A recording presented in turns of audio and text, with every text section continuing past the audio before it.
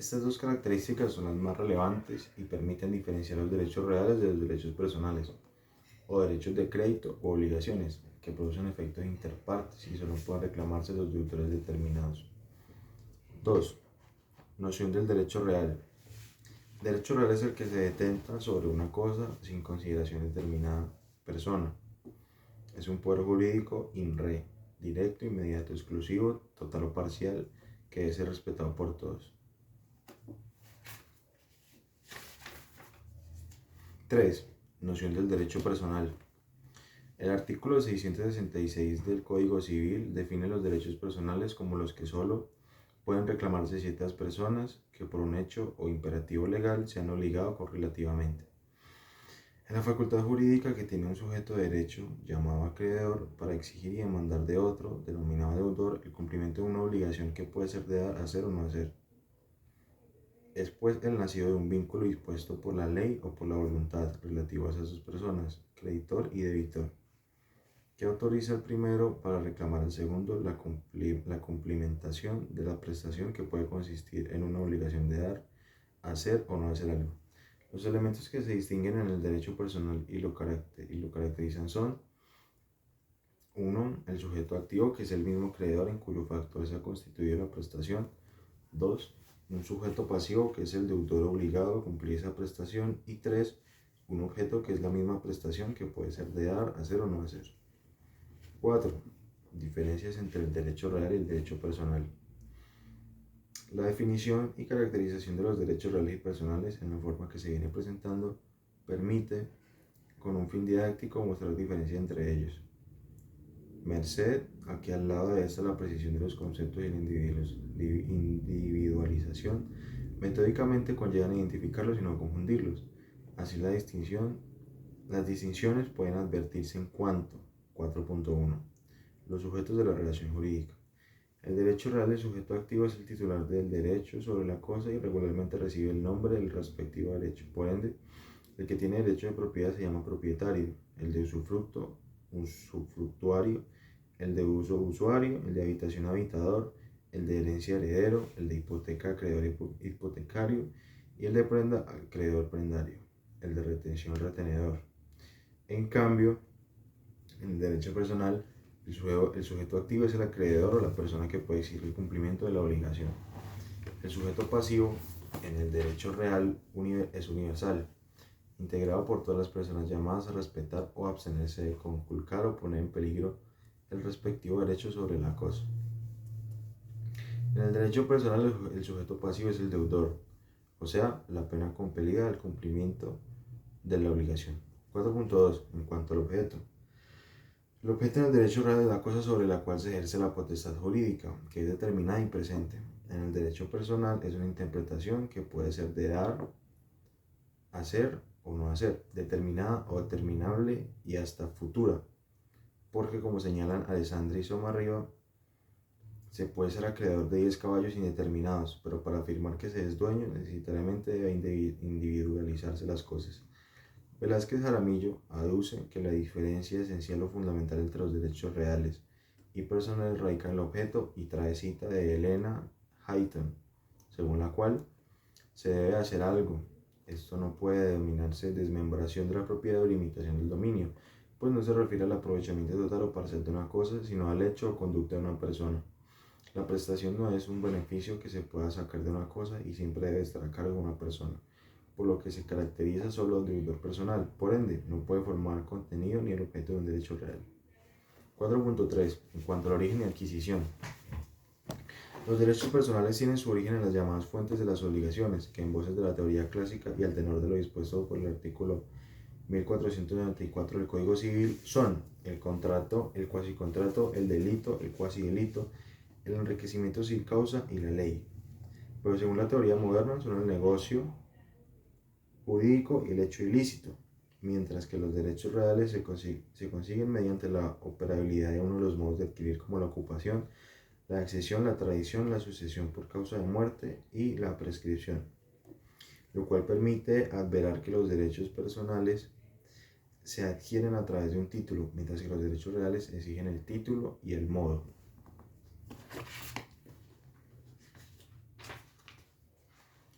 4.4. La tipificación y enumeración. Los derechos reales obedecen a un concepto que los penalistas suelen llamar como tipicidad, descripción y consagración legal, porque es el legislador quien debe definir los derechos reales y plasmarlos en normas jurídicas, así como el inciso segundo del artículo 665 del Código Civil, como tales: el dominio, el usufructo, el uso o habitación, la herencia, las servidumbres activas, la prenda y la hipoteca. Norma que no debe entenderse como taxativa por cuanto la jurisprudencia y la doctrina reconocen otros derechos como reales.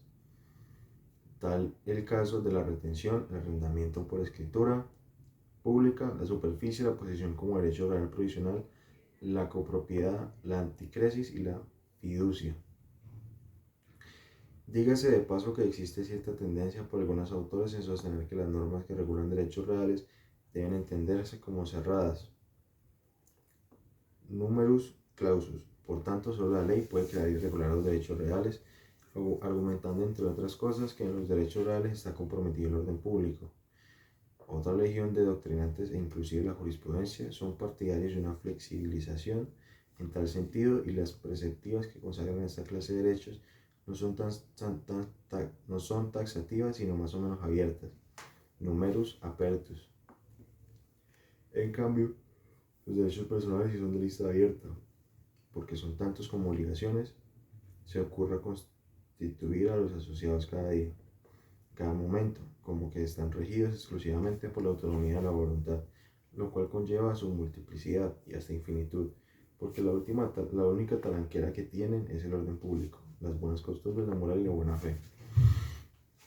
4.5. En cuanto a sus defectos, el derecho real, por tratarse de una potestas juris sobre una cosa determinada y presente, ser exclusivo y operar erga omnes, es al mismo tiempo excluyente y por tanto tiene carácter absoluto respecto de todos. Se hace valer frente a todo el mundo, en cuanto que el derecho personal, como solo puede hacerse valer al frente obligado, es relativo. 4.6. En cuanto a su duración, bien puede afirmarse que los derechos reales tienen una vocación de más permanencia, que algunos llaman perpetuidad, pero también pueden ser temporales. En cambio, los derechos personales son esencialmente temporales, porque en el extremo cronológico opera con relación a ellos la prescripción extintiva. 4.7. En cuanto a la prescripción, a propósito, nuestro Estatuto Civil consagra ab initio dos clases de prescripción, la adquisitiva y la extintiva. Por la primera se adquieren las cosas por haberse poseído durante un tiempo y los requisitos que exige la ley. Es la llamada prescripción inquisitiva o usucapión. Por la segunda, se extinguen las acciones y derechos ajenos por no haberse ejercido durante cierto lapso de tiempo. Es la denominada prescripción extintiva o liberatoria, de manera que, si por la adquisitiva se adquieren los derechos sobre las cosas, es ineluctable que ella aplique exclusivamente para los derechos reales. Y si por la extintiva se libera el obligado por no ejercitarse las acciones o derechos en los términos que establece la ley, igual refulge axiomático que este ocurre con referencia a los derechos personales. 4.8. En cuanto a la publicidad, uno de los fines que cumple el registro de instrumentos públicos y privados es la publicidad. Por tanto, los derechos reales que tienen como objeto un bien inmueble, el dominio, el usufructo inmobiliario, las servidumbres, la habitación y la hipoteca, gozan de esa divulgación y son conocidos por todos quienes quieren realizar relaciones jurídicas respecto a los mismos al consultar el folio real. Pues como dice Teixeira de Freitas, citado por Velázquez Aramillo, no se concibe que una sociedad esté obligada a respetar un derecho que no conoce. Los derechos personales, por virtud de su relatividad, atañen a las partes de la relación jurídica y no son registrables, aunque a veces se recurra a esa solemnidad. 4.9. En cuanto a las acciones, sin dejar de lado que las diferenciaciones anteriores son válidas e importantes para distinguir los derechos reales de los personales, en nuestro sentir la mayor importancia, trascendencia y demarcación diferenciadora entre unos y otros es desde la óptica de las acciones, por cuanto, por lo menos como regla general, las acciones reales que nacen de los derechos reales gozan de los atributos de persecución y preferencia, de los cuales no están privilegiadas. Salvo algunas excepciones, los derechos personales.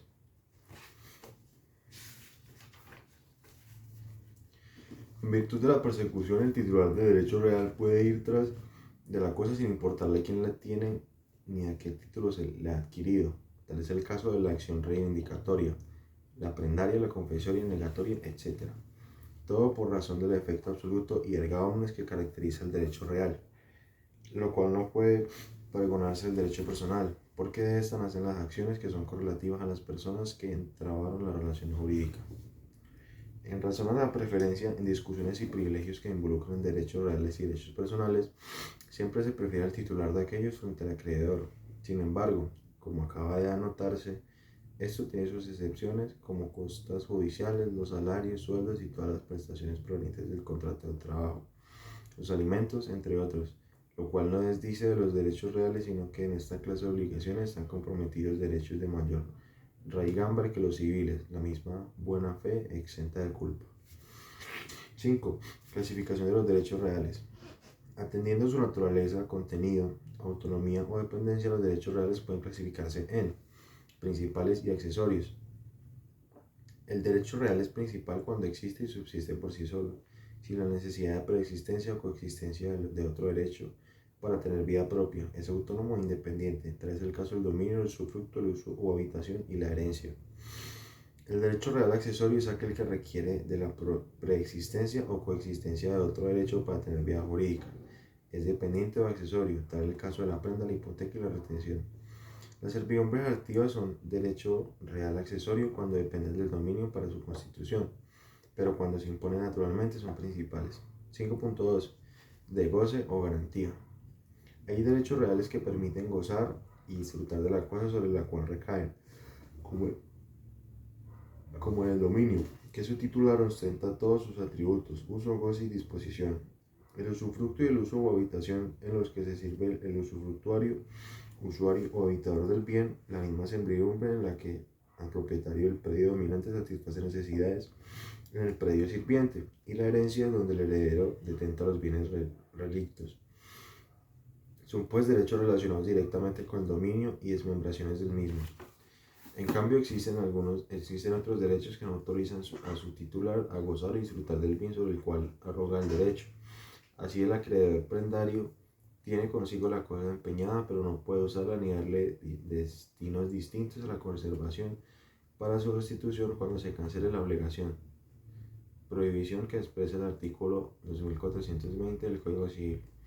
El acreedor hipotecario ni siquiera queda en poder del inmueble, puesto que por la hipoteca el bien no deja de estar en manos del propietario deudor, tal como lo dispone el artículo 2432 ejusden.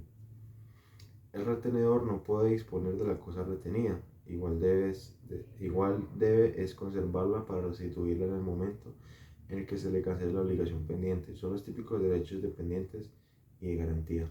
5.3. Derechos reales discutidos. La comunidad jurídica colombiana siempre se ha preguntado si por estar implicado el orden público y el interés social en los derechos reales y que estos deben ser entonces creados y regulados estrictamente por el legislador, el inciso segundo del artículo 665 del Código Civil es una norma taxativa, caso en el cual solo son derechos reales los allí prescriptos, o meramente enunciativa, evento en el que se considera que no solo son esos, sino que puede haber otros derechos reales. Inclusive al tratar de dar respuesta a este interrogante, esta se discute la naturaleza jurídica de algunos de los que allí se encuentran consagrados, como es el caso de la herencia. Es entonces lo que suscita discusión acerca de algunos derechos reales. Peña Quillones sostiene que José Gómez y Valencia Sea son participadores de la teoría enunciativa porque estos argumentan que la ley civil nuestra regula derechos reales diferentes a los previstos en el artículo 665 y que gozan de persecución, preferencia y publicidad como ocurre en el censo, la anticresis, la retención y hasta el arrendamiento por escritura pública. En tanto que Alfonso Barragán es seguidor de la teoría taxativa porque sostiene que en ningún caso los derechos reales pueden ser objeto de voluntad privada. Siempre deben estar reconocidos por la ley como tales porque conllevan una carga para otras personas, los sujetos pasivos.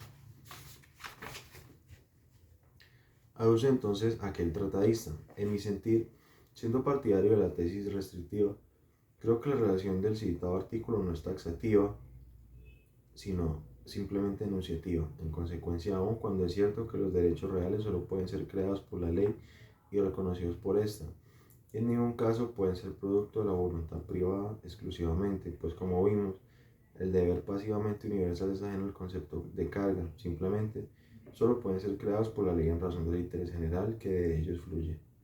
Pero este reconocimiento en razón de la ley no es exclusivo del artículo 665, inciso segundo, ni tiene que ser expreso, sino que puede deducirse de otras disposiciones en las cuales, sin indicar expresamente que son derechos reales, si les dan las mismas propiedades o atributos de dichos derechos. Por lo primero, eso es si la norma taxativa es taxativa e impone una rigurosidad, números, clausus sobre sus derechos reales. Es menester acotar que basta solo la posibilidad de que haya siquiera otro derecho, que no estando en ese precepto se le considere como real para desdibujar esa exclusividad y tomar el canon en enunciativo y en nuestro medio jurídico, por ejemplo, de manera pacífica y con beneplácito por la mayoría. Se admite por la jurisprudencia y la doctrina que el derecho de retención es un verdadero derecho real, aunque no esté contenido en la dicha norma. Cariz que de suyo despinta la taxatividad del precepto que indiscutiblemente estimamos enunciativo. 5.3.1 El derecho de retención. El derecho de retención creo está perfectamente definido en la ley con el desideratum de la claridad y la precisión que requiere. Su existencia, esencia y trascendencia se colige de lo dispuesto por el artículo 2417 del Código Civil en correspondencia con dispositivos legales, como por ejemplo los contenidos en los artículos 859, 970, 1995, 2000, 2218, la misma normativa, y que rezan en los artículos 1007, 1033, 1, 1177 del Código de Comercio, entre otros. De esas preceptivas, bien puede concluirse que el derecho de retención es una facultad legal que tiene una persona con calidad jurídica de acreedor para retener un bien de su deudor, hasta tanto este no le pague o garantice el cumplimiento de la obligación que ya es exigible y está pendiente de solucionar. Definición de la que se puede columbrar que los elementos del derecho de retención son: 1. Que es un derecho porque como tal está reconocido en toda la gama de normas que autorizan al acreedor para conservar la cosa de su deudor. 2. Que es una facultad legal, lo cual traduce que en nuestro medio jurídico se impone la tesis restrictiva de aplicación del derecho de retención, según la cual, y por antítesis, la teoría extensiva, solo se puede retener bienes del deudor en garantía de una obligación, cuando éste lo consiente o cuando lo autoriza la ley, de lo contrario es prohibido, so pena de incurrir en algo así como un ejercicio arbitrario de las propias razones y hasta estar en andarribeles del derecho penal.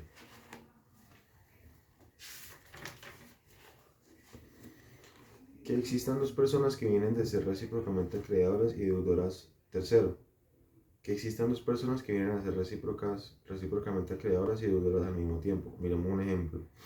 Pedro, como propietario de una finca, vence dentro de un proceso reivindicatorio a Juan como poseedor de la misma heredad y quien había realizado unas mejoras en el inmueble, las que deben ser pagadas por el reivindicante. Entonces, en este caso, el artículo 970 del Código Civil autoriza al poseedor vencido, Juan, para retener ese fondo de Pedro, hasta cuando éste le pague o le asegure el pago de tales mejoras. Como puede entenderse en este caso, Pedro es acreedor de la restitución de su finca, pero deudor de las mejoras. A su vez, Juan es acreedor de las mejoras y deudor de la restitución, pero por consiguiente son mutuamente acreedores y deudores y hay lugar a retención porque la autoriza la ley. Cuarto, existencia del retenedor y mantenimiento de la retención misma. Pues si se pierde esa relación del sujeto retenedor con la cosa retenida, no da lugar al derecho de retención, como dice Velázquez Aramillo a guisa de ejemplo. Si el arrendatario ha entregado el bien al arrendador, no obstante este deberle mejoras, no tiene en sus manos el instrumento material para ejercer la retención, lo que no quiere decir que el derecho a obtenerla se haya esfumado, puesto que tiene abiertas las puertas de la justicia para lograrlo. Solo que el camino es más difícil y tortuoso que el establecido por la ley como privilegio retentador. Igual lo ha dicho la Corte Suprema de Justicia, el artículo 930 del Código Civil. Como todos los demás que establecen el derecho de retención, no pueden interpretarse sino en el sentido en que esta acción solo puede ejercitarse mientras el poseedor o arrendatario tenga la cosa de forma que perdía la tenencia, el poseedor nada tiene que retener y entonces el derecho de garantía. Esencia del derecho de retención desaparece, aunque no así la acción personal contra el dueño que lo ha vencido o contra el arrendador. Cabe anotar que la exceptio non ad impleti contractus, excepción de contrato no cumplido, consagrada en el artículo 1609, que concebían los romanos como toda una excepción procesal, es indiscutiblemente una plasmación legal del derecho de retención, mas por una concepción literaria es limitado en tanto su aplicabilidad. Se circunscribe que a un origen contractual, dejando de cubrir en su viabilidad eventos como el de poseedor vencido en reivindicación y que tiene a su favor el pago de mejoras, como el de nuestro ejemplo. Y en fin, todos aquellos casos en que haya reconocimiento de prestaciones mutuas que no tiene origen en el contrato, pues lo ha puntualizado la Corte. La exceptio no ad impleti contractus no es pertinente, sino cuando la fuente de la obligación es la primera de las enumeradas en el artículo 1494 del Código Civil, el contrato. Luego, es mucho más dimensionado en su objetivo de equilibrio, justicia y equidad, el derecho de retención, porque, en efecto, la exceptio non ad impleti contractus constituye una aplicación de la retención al cumplimiento de las obligaciones que nacen de los contratos. En cambio, la retención se aplica a casos en que un deudor resulta obligado a restituir una cosa a un acreedor, y esta obligación puede ser consecuencia directa del contrato, como ocurre en el arrendamiento, en el comodato, en la prenda, en la anticresis, en el mandato, etc. Pero es posible que la obligación no se derive en contrato, sino una sentencia judicial, como cuando el poseedor es condenado a restituir la cosa poseída al reivindicante. 5.3.1.1 Naturaleza jurídica del derecho de retención. Del derecho de retención se ha dicho por algunos que es un derecho personal porque es accesorio o pende de una obligación que en sí misma es relativa exclusivamente al acreedor y al deudor. Por ende, escapa a las características del derecho real. Otros, como Guillermo Borda, parece tratarle como un simple mecanismo procesal en virtud del cual el acreedor está autorizado para retener hasta cuando se le cancele la obligación pendiente, dice este autor. Es verdad que el titular de un derecho de retención no está obligado a esperar pasivamente que el otro reclame la restitución para oponer su excepción. Él puede también demandar el pago de la deuda, pero esta acción la tiene como titular del crédito al cual accede el derecho de retención. Este no le da otro derecho que resistirse a la entrega de la cosa en tanto no la pague. El tratadista José Joaquín Gómez sustenta que la retención es un derecho real bajo el argumento de que el mismo no obedece a las características del derecho personal y como debe ser clasificado en una u otra categoría, porque no hay derechos amorfos, por su naturaleza y dimensiones debe ser considerado como real. Además, porque la cosa queda sometida a un poder directo e inmediato del acreedor, quien es el que retiene efectivamente la cosa, dándose la condición de la facultad en el titular, además de que goza de persecución porque ese poderío autoriza la exigencia incluso frente al mismo deudor. Particularidad que debe ser respaldada por el derecho porque si no, porque la retención sería ilusoria y por tanto se tiene que aplicar por analogía el artículo 2418 del Código Civil, así como la preferencia por el efecto erga omnes, por la oponibilidad a todas las personas. Valencia Sea y Ortiz Monsalve adveran que el carácter de derecho real de la retención deviene de la facultad que tiene el retenedor de hacer valer sus derechos, no solo frente al deudor, sino también de terceros. Además que tiene todas sus características de la prenda que dan a esta la naturaleza de derecho real. Velázquez Jaramillo también apunta a que el derecho de retención es real, arguyendo que goza de los atributos de persecución, pues el titular puede perseguirlo en manos de quien se halle, como lo dispone el inciso primero, artículo 2418 para la prenda, apoyándose además en jurisprudencia de la Corte Suprema de Justicia. Ciertamente la Corte Suprema de Justicia ha sostenido desde pretéritos tiempos que el derecho de retención es un derecho real, al que añade el calificativo de imperfecto, así lo ha dicho. Esta sala de la Corte Suprema definió el derecho de retención como el rehusamiento legítimo de la restitución de una cosa. El que retiene una cosa, comentó, no está obligado a desasirse de ella cuando tiene prestación que demandar, como consecuencia de la acción personal o real intentada contra él y en que ha sido vencido. Y precisamente por las razones que llevan a estos autores a negar el carácter de derecho real a la retención. La sala, en su fallo, tiende a considerarla como derecho real imperfecto, en los siguientes términos.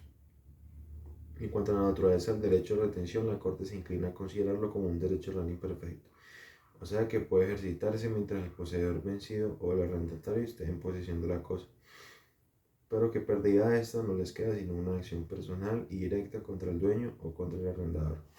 La garantía envuelta en el derecho de retención es la esencia de este. Perdida esa garantía no puede recuperarse porque no se trata de una acción verdaderamente real por su naturaleza, como la que nace de la prenda y al exponer como el retenedor no es un dueño de la cosa sobre que ejerce la retención.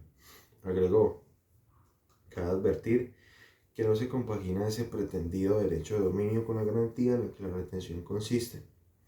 Esto es, en el presente caso, que Hoyos, dueño de las mejoras, le retenga en seguridad de lo que a él mismo se le debe. Cabalmente, el derecho de retención implica que el dominio de lo retenido corresponde al dueño del suelo, deudor personal de valor de las mejoras, a quien la ley obliga a pagarlas. Por otra parte, no existe ninguna comunidad entre el dueño del suelo y el dueño de las mejoras, de donde se desprende que la acción reivindicatoria no puede existir a favor del dueño de las mejoras.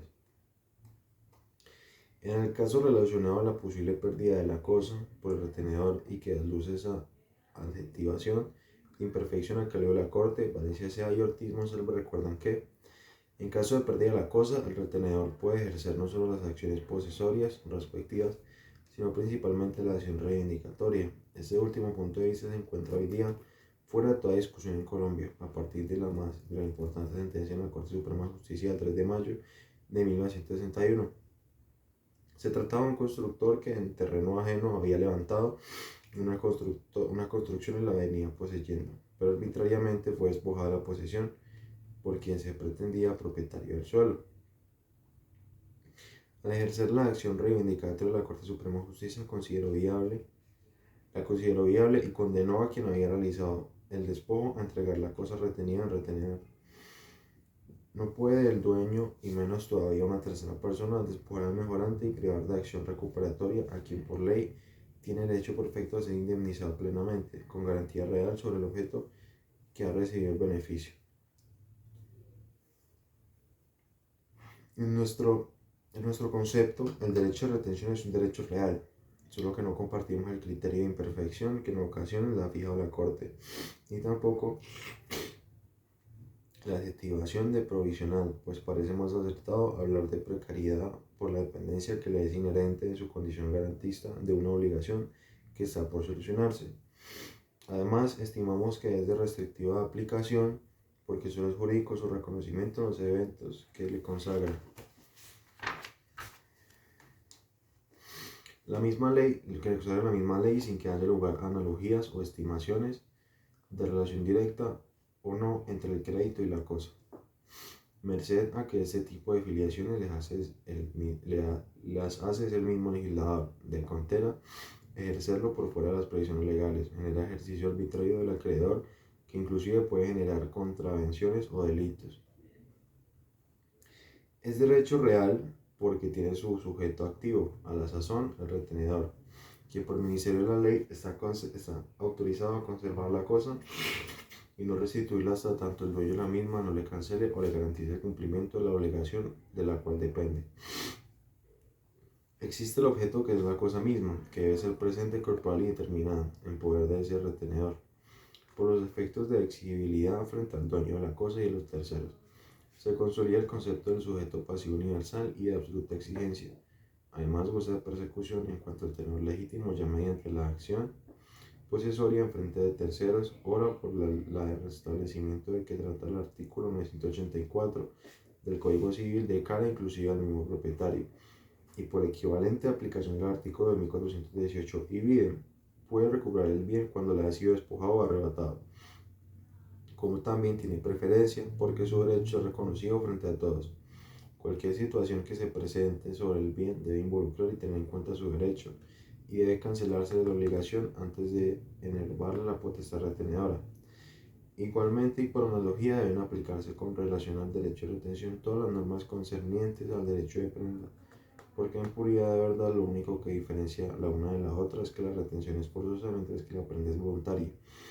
Afinidad y equivalencia que requintan aún más su naturaleza real y la irrefragable vigencia de la persecución y preferencia deben ser reconocidas jurídicamente, so pena de tomarle en una figura quimérica o vacua. 5.3.1.2 Características del derecho de retención. Depurada la noción y naturaleza del derecho de retención, podemos ahora sentar que el derecho de retención tiene las siguientes características. 1. Es derecho real. La relación directa e inmediata de su titular retenedor con la cosa y la posibilidad que brinda la ley de hacerlo valer frente a todos, inclusive frente al propietario y poseedor del bien, además de los atributos de persecución y preferencia que le son inherentes en su filosofía y teleología, que no es otra que la realización de justicia. Coleman acabaría de los presupuestos para que se les considere como tal. Es un derecho de garantía accesorio. Su génesis y autorización legal le dimensionan efectivamente como una facultad que tiene la persona del acreedor para retener el bien del deudor, hasta tanto ésta la pague o asegure el pago de una obligación pendiente. De guisa que, solventada la prestación por ese deudor, el retenedor queda obligado a restituir la cosa a su propietario o poseedor. Lógico, si lo principal es la creencia que legitima la retención y esta consecuencialmente es accesoria, esfumada aquella, axiomáticamente desaparece la facultad retentora de la virtud del aforismo, accessorium sequitur principale. 3. Es derecho de aplicación restrictiva porque solo pueden retener cosas del deudor en garantía de la obligación cuando éste voluntariamente lo consiente o cuando expresamente lo permite la ley. De lo contrario, será un ejercicio arbitrario y hasta delictivo tomar bienes del deudor sin su aquiescencia o la permisión legal.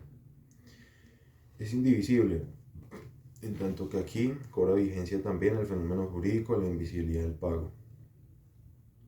Y en cuanto que para poder exigirse la restitución del bien por parte de su propietario y poseedor, deberá cancelar la totalidad de la obligación al retenedor, sin que éste sea compelido a la devolución, mientras se le adeude cualquier cantidad de la obligación con la que sea garantizado su creencia. 5. Es registrable cuando tiene como objeto un bien